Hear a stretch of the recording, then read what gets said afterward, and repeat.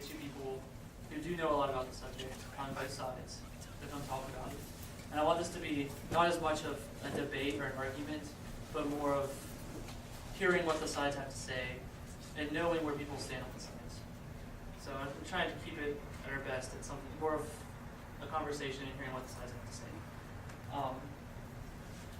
We have questions, I have them over here on my laptop, that people from the meetings and on Facebook and through email have all sent to me. And after we do our opening statements, I'm going to start reading those questions to them and have them answer them. So hopefully that'll answer all the questions you all may have.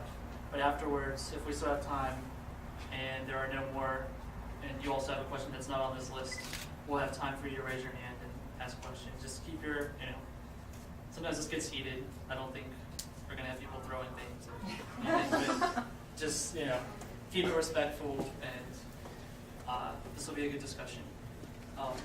We're going to start with our opening statements. This is Mr. Tom Donovan, and he's going to be speaking from the pro-life perspective. This is Frida Cathcart.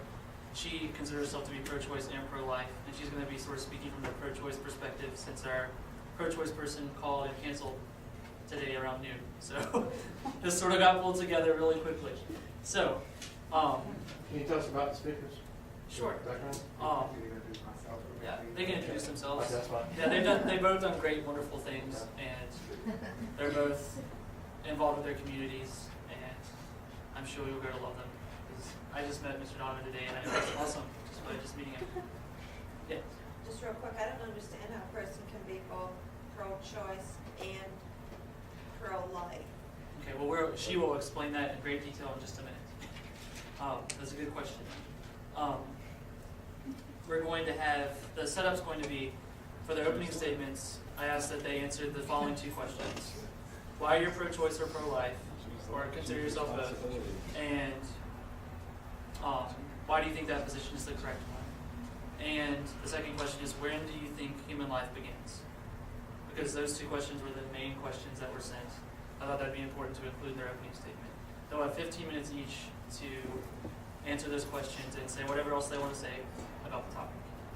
And afterwards, we'll give them, once Mr. Donovan speaks, Frida Cathcart will have 5 minutes to make comments or a rebuttal if she needs to after he speaks. And after she speaks, Mr. Donovan will have 5 minutes to make comments or a rebuttal as well. And after that, we will get to the questions that we've had sent. So, let's give a hand for Mr. Donovan. Thank you for the opportunity of being here tonight. As Josh said, my name is Tom Donovan. I am a Bible teacher at Liberty Christian Academy in Lynchburg, Virginia. I teach biblical ethics to juniors, and I teach some four different courses for my senior Bible students. And I teach one section of Introduction to the Bible, which this year, for the first time I'm 4 year teaching, is all international students. I have 10 Chinese and 9 Korean and 8 Korean in that room, so that's a unique experience for me this year. I am also a assistant professor for Liberty University online, and I'm also a senior Bible at Faith Bible Church located in Monroe, Virginia. I have a bachelor's degree in religion with a focus in the pastoral ministries, and I have a master's of divinity degree from Liberty Baptist Theological Seminary with a focus in the pastoral counseling. So why am I here tonight? I've been involved in the Right to Life movement for the last 24 years in various different capacities. When I was 15 years old, so do the math, I'm 39. You can probably tell by the pops and creaks and knees. But I was introduced to the pro-life movement actually for the first time when I was in 5th grade. I went to a VBS and saw the video Hard Truth, which showed actual abortions taking place. But it wasn't until I was 15 years old that I actually got involved in the Right to Life movement by a friend of mine at my local church introducing me to it. And I went to a pro-life rally, and while I was there, I was engaged in a debate with someone who has the pro-choice side. And to be honest, she cleaned my clock. And so after I walked away from that experience, I said I need to educate myself on this issue, on every different level that this issue involves. And when you get into that type of study, you realize that abortion isn't just an issue that's just this segment, that it is an issue that affects many different facets of our society. And so it has many different approaches to it. And so I studied what happens in the life of a child from the moment of conception to birth. I've studied what happens in the life of a woman's body from conception to birth. I've studied the progression of our laws in our country that bring us to the current state that we're in with the abortion on demand. And I've studied the economical ramifications of this for our country as well as a global aspect. So I've looked at this issue from many different perspectives, and it's not an issue that you study once and then you're done with it, but it's an issue that you continuously study because as our technology advances, more information is made available to us. Because the information I had on fetal development at the age of 15 has drastically changed to today's time. And it doesn't mean that the development of an unborn child has changed. It means our ability to discover it and know it has changed. And so I just thank you so much for the opportunity of being here. Josh, I'm going to help you kind of allow me to help me keep in that 15 minutes. I love to talk, and I'll try to talk slow for you. I'm from the South, so I have an accent, and I like to take off. My father told me I had to be a pastor or a politician, so I guess maybe in some respects a little bit of both. But anyway, I was contacted by Charity Bryant. So thank you, Charity, and for Josh for the invitation, as well as the Human Rights Club. Dr. Tony Pepin, I don't know if she's in here tonight. Thank you and for Virginia Western Community College for hosting this type of event. As I was speaking to Frida before we got started, that the media sensationalizes both sides of this issue. And so there is such a common misconception of what pro-life means and what pro-choice means, because if you saw us in our day-to-day activities, it would not sell a newspaper and would rather be mundane. And so oftentimes what we see in the media, in case you didn't know, is not always correct. So I thank Josh and the Human Rights Club for being open to this type of conversation so that we can have an open exchange of ideas, so that we can understand what each side represents and understand that it is not them pitted against us, that we are all looking for what truth is. So tonight as I talk, on the issue of abortion, there does seem to be a common misconception of what pro-life stands for. Like I said, I've been involved in the issue for the last 24 years, and I have been all kinds of accusations made towards me for the position once people find out that I am pro-life without understanding why I hold the position that I do.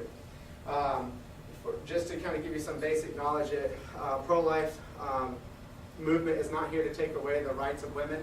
We are not here to suppress women, and we are not here to push women back on the grounds that they have gained with their rights throughout the decades. I completely support a woman's right to choose. I support her right to choose who she's going to vote for. I support her right to choose her own doctor, her own job, her own education, her own religion, along with many other things. And actually, I also believe that a woman should have a right to choose an abortion. And I also believe that the government has no right to intervene in that decision if the unborn are not human. And that is the crux that the whole abortion issue rides upon. It's not about freedom to choose versus not. It is what is the unborn. And so that is the question that I focus on when I talk about my position as to why I hold the pro-life view. The issue of choice is not what separates me from those who hold that a woman should have a right to an abortion. The issue that separates me from others is how I answer the question of what is the unborn. If the unborn is a human being, then killing him or her to benefit the others is a serious wrong that takes place over 4,000 times in our country each day. It treats a distinct human being with his or her own inherent moral worth as nothing more than a disposable instrument. Conversely, if the unborn are not human, killing them through elective abortion requires no more justification than having your tooth pulled. I raised 8 of my younger brothers and sisters. And I have one particular brother whom I'm very close to, and will actually be in my classes tomorrow to speak to my students. He serves as an Army Ranger and currently serving in our country, and just will soon deploy once again for his 3rd deployment to Afghanistan. And so it should probably come as no surprise that I have to answer the question more often from him than anybody else, can I kill this? And so he would go out into the woods and he would hunt and he would catch bugs and critters and stuff, and I'm an arachnophobic to hardcore. To me, there's the only good spider is a dead one, and they have not made a stick long enough to get me to kill a spider. I can't do it. So if you were holding a spider and you would say, "Can I kill this?" Have at it. But to answer the question, "Can I kill this?" I must first ask, "What is it?" If we ask the question, "Can I kill this?" we must first answer the question, "What is it?" And as a friend of mine says, that when he was raising his 3 boys, one of them came up behind him one day and said, "Daddy, can I kill this?" And he goes, and I turned around and asked him the question, "What is it?" And he said he had his brother in a headlock. And I go, "Okay, we need to evaluate that." So when it comes down to, do you believe in a woman's right to choose? My first question is to choose what? Choose abortion? And if I recognize the abortion of killing and stopping life in some fashion, I must ask the question then, what is it that we're going to kill?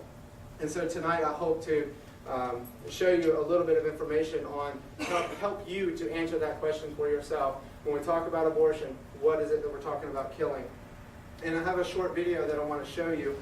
And it's about a 2-minute long video. Excuse me while I get this ready. I'll just plug it in and then it should be ready to go.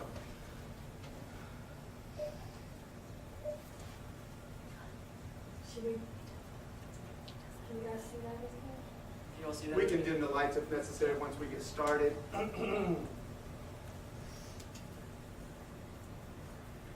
You can tell I've been craving snow. I've given up. You can have all the snow you want. I've given up on that. I prayed for snow and then it came on my day off.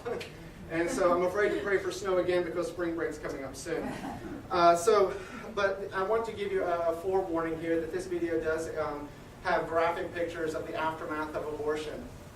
Now, some people I have received opposition for showing these pictures before in the past, and I just want to show you that my heart as to why I choose to show the pictures that I do. And actually, I'm actually going to quote Naomi Wolf, who does not hold my position on the abortion issue. She is actually holds the pro-choice side, and I will read a quote from her. It says, "The pro-choice movement often treats with contempt the pro-lifers' practice of holding up to our faces their disturbing graphics. But how can we charge that this is vile and repulsive for pro-lifers to brandish vile and repulsive images if the images are real? To insist that truth is in poor taste is the very height of hypocrisy. Besides, if these images are often the facts of the matter, and if we claim that it is offensive for pro-choice women to be confronted with them, then we are making the judgment that women are too inherently weak to face a truth about which they have to make a grave decision." And there is a story that goes back to 1950s with Emmett Till, a 14-year-old young African-American guy who came down to the South to visit his family, and in speaking to a Caucasian woman, he was warned to get out of town. When he failed to, 2 days later, the woman's husband and several other men withdrew him from his uncle's home at gunpoint. When he was found the next day, he had been beaten beyond recognition and shot at point-blank range. His gruesome remains were packaged up into a coffin and sent to his mother, and during the funeral, the mother said, "I want to open the casket." Against better advice, people were like, "No, his body is too mangled." And she said, "I want them to see what they did to my boy." And the next day, pictures of her son and his casket were on various papers and magazines in various spots of our country. And it was Emmett Till's name that Rosa Parks quoted when she refused to give up her seat on that bus. All that woman did was open the casket, what took place every day in our country, and reveal what was going on. So I show these pictures not out of anger, not out of hatred, but for the sole purpose of education, to open the casket on what takes place in our country 44,000 times a day. I'm not stupid enough to stand here and say that in this type of environment that the issue of abortion has not touched somebody's life. And please understand my heart that I do not show these pictures out of condemnation or judgment. And this is where I will mention my faith, because there is nothing that Jesus Christ cannot forgive. And so I will commence with this. The pictures, all you have to do is turn your head if you do not wish to see them. There are no sounds to this video. So if you find these pictures offensive, feel free to just close your eyes or turn your head, and once it's over, I'll let you know.